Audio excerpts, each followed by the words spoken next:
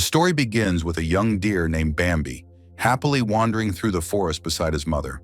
But the peace is shattered when hunters strike her down, leaving Bambi alone in a harsh and unforgiving world. Years later, he grows older and finds a mate, and together they raise a child. The small family lives peacefully, teaching their little one about life and the dangers around them. Tragically, one day Bambi's partner is struck by a speeding truck and killed, while his child flees in panic. Soon after, Bambi is attacked, knocked unconscious, and toxic waste is poured across the forest. When he wakes, grief consumes him, and after drinking from the poisoned river, his body mutates into something monstrous. Elsewhere, 3 hunters named Tyler, Michael, and Eddie finish target practice and wander off, tossing bird carcasses as they go. In another part of town, a woman named Zana argues bitterly with her ex-husband Simon over the phone. He claims to be away on business, so she curses him before hanging up. She and her son, Benji, then climb into a van with their driver, heading toward Simon's parents' home. On the way, Benji begins to feel sick, so the driver searches for candy to help him. Suddenly, the van crashes, flipping onto its roof deep in the woods. The passengers survive, but soon Bambi, now a terrifying beast, stomps furiously onto the van. The driver is crushed to death while screaming in agony, though Zana and Benji smash a window and escape. Looking back, they see the massive stag perched on the wreck, forcing them to run for their lives. Elsewhere, an elderly woman is shown in a trance, repeating Bambi's name. At a nearby house in the forest, Simon's brothers Josh and Andrew live with Andrew's wife, Harriet. Harriet is irritated that Zana and Benji haven't arrived yet, and it's revealed they have no cell service and even cut off the landline because their mother, Mary, kept calling the police. Mary is the old woman from earlier, wandering outside in confusion until Harriet brings her back in. Later, Harriet scolds Andrew's son, Harrison, for not watching his grandmother, but he snaps that she's not his real mom. Just then, Mary has a vision and whispers, "They're here." Moments later, Harriet discovers Zana and Benji outside, exhausted and terrified. Meanwhile, the hunters call their boss while driving, assuring him everything is under control. Back at the house, Zana recounts the crash and regrets leaving the driver behind. Josh decides to go back, hoping to find a signal for help. Soon after, Zana notices Benji's leg is badly injured.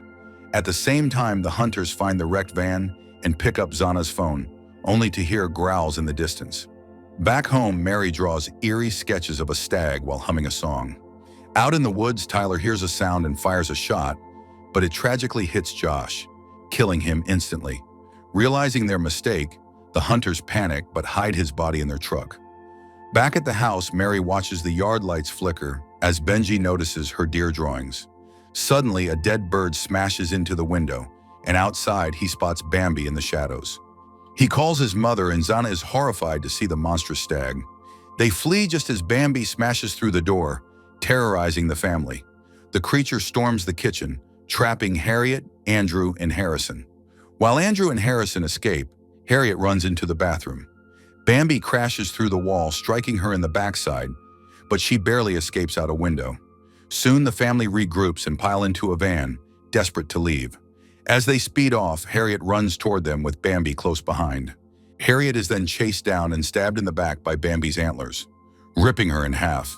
Andrew slams on the gas, but the stag gives chase, ramming its antlers into the van. Mary hums her haunting tune as the family barely escapes. Not long after, the hunters arrive at the ravaged house and find Harriet alive. Eddie raises his gun, but Michael cruelly finishes her with a knife.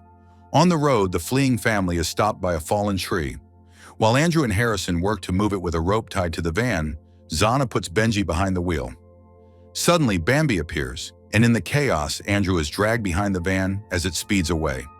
Meanwhile, Harrison finds himself stranded in the woods, only to be hunted down by Bambi. He falls, braces for death, but the deer leaves when distracted by another sound.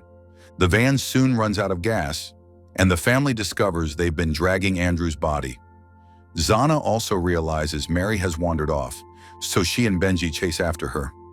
Alone in the woods, Harrison kills a rabbit, only to be swarmed by dozens of mutated rabbits. He falls into a bear trap and is eaten alive, all recorded by a hidden camera. Deeper in the forest, Zana, Benji, and Mary stumble upon Bambi's nest filled with corpses. Bambi emerges, forcing them to flee until they encounter the hunter's car. Michael offers them a ride, promising a satellite phone at his base, but it's revealed the hunters keep tossing bird carcasses for unknown reasons. At their hideout, Zana is shocked to discover their leader is Simon. Benji runs to hug his father, but Simon is cold and distant. Later, Zana confronts him, and he admits his company dumped chemicals that mutated the wildlife. He hired hunters to cover it up, luring Bambi for extermination. Zana is horrified, but Simon refuses to involve the police. Meanwhile, Benji overhears that his father sees him as a burden and runs off, stumbling upon hunters caging a baby deer. Back inside, Zana tries to call the police, but Michael stops her at gunpoint. He explains their mission is to clean up Simon's mess, capturing or killing every mutant creature. Zana realizes her son is missing. Outside, Benji watches the hunters carrying a crate with a baby deer inside. One of the hunters kicks the crate. Out in the woods, Bambi appears. One of the hunters points his gun in fear as Bambi cuts his head off. In the woods, Benji frees the baby deer, while Eddie discovers Tyler dead, his head torn off by Bambi. Eddie flees, but Bambi corners and kills him brutally. Meanwhile, Joe, another hunter, sees Bambi enter the house and bravely blows up the gas tank to stop him. Benji watches from afar as the explosion rocks the house. Michael appears and threatens the family, demanding the baby deer.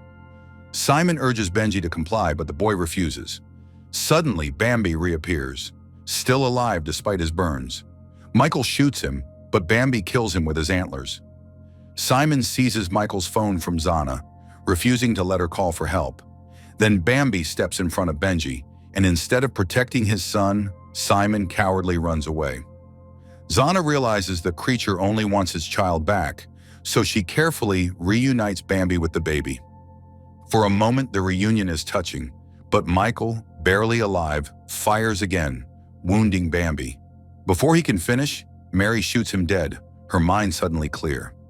Simon, meanwhile, tries to flee in his car, only to be attacked and killed by a mutated rabbit. In the end, Bambi dies from his wounds as Zana, Benji, and Mary watch in tears. The baby deer nuzzles its fallen father, crying out in sorrow as the film ends with a haunting echo through the forest.